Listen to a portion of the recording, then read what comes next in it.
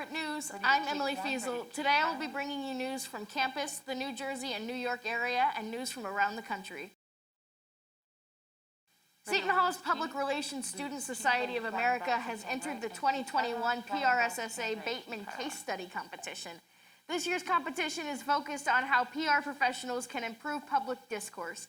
Seton Hall's Team A reached out to Pirate News this week with their goals: to help foster effective and inclusive civil discourse in all corners of society as PR professionals. Team A, led by Mariana Delacqua, Sarah Colmone, Melanie Moore, and Seong Woo, competes this year in PRSSA's premier national case study competition. For more information, follow them at Act in Civility on Twitter and Instagram. Are you thinking of grad school?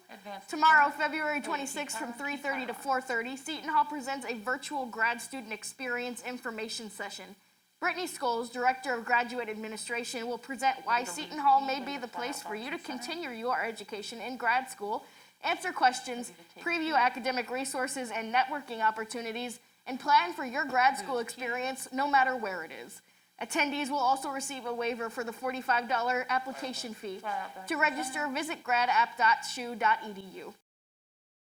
Now we will head over to Michael Stamm with your daily sports update. Michael? Thanks, Emily. I'm Michael Stamm with your Seton Hall Sports Update. 3 Pirates reached double figures in kills as the Seton Hall women's volleyball team swept Fairleigh Dickinson 3-0 to open the 2021 season on Tuesday. Junior Emily Turner finished with 12 kills, as did freshman Perry Lucas.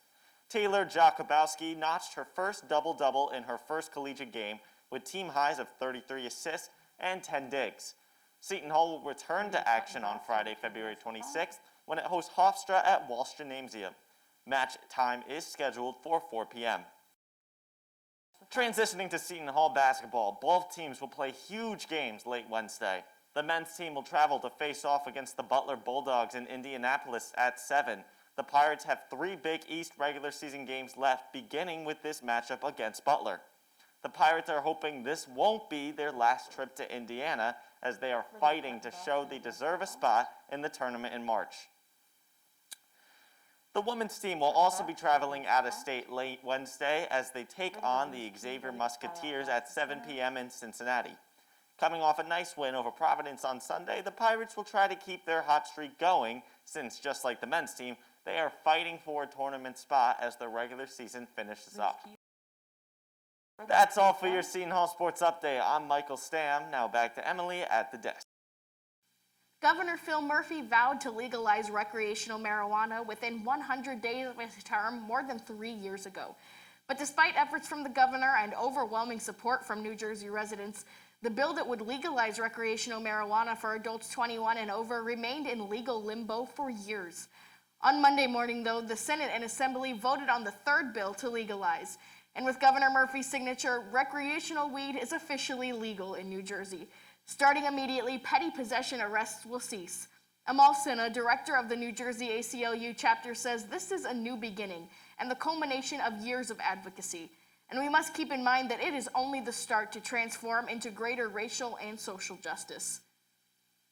43-year-old New Jersey man Scott Fairlamb has been indicted for 12 crimes following his involvement in the January 6th terrorist attack at the U.S. Capitol building. Fairlamb is currently being held in jail in Hudson County awaiting trial. His list of indictments includes assaulting an officer and entering a restricted building with a dangerous weapon. Fairlamb is known in New Jersey for attempting to reopen his Passaic County gym against Governor Murphy's executive orders to keep gyms closed to stop the spread of COVID-19, and for publicly threatening Missouri Representative Cori Bush on social media. He now joins 9 other New Jersey residents facing trial for participation in the Trump insurrection. Now we'll send it over to Christopher Ellison with a look at your 5-day weather forecast for the South Orange area. Chris? Thanks, Emily, and hello, Pirates. I'm Christopher Ellison with your 5-day weather forecast for the South Orange area. Today, expect a clear and sunny day with a high of 46 and a low of 26. Heading into the weekend, it will be the last sunny day of the week with a high of 44 and a low of 33. Saturday will be the warmest day of the year so far, reaching 51 degrees, but there will also be a 70% chance of rain, so make sure you grab your umbrellas just in case. Rounding out the weekend is Sunday with another chance of rain at 40% and a high of 46 and a low of 39. And finally, we will see showers on Monday reaching 50 degrees and a low of 28. That will do it for your 5-day weather forecast. I'm Christopher Ellison. Now back to Emily for more news from across the country. The FDA meets this Friday to review Johnson & Johnson's coronavirus vaccine for emergency use authorization. The authorization for distribution is expected to be given to provide immediate shipping. Dr. Richard Nettles, Vice President of Medical Affairs at Johnson & Johnson, plans to deliver 20 million doses by the end of March and 100 million doses to the U.S. during the first half of 2021. According to Forbes, the J&J vaccine, which is a single-dose shot, has tested at about 57% effective in preventing moderate and severe COVID infections in South American trials. That's all for today's episode of Pirate News. Once again, I'm Emily Feazel. Thanks for watching. Stay safe, wear a mask, and have a great day.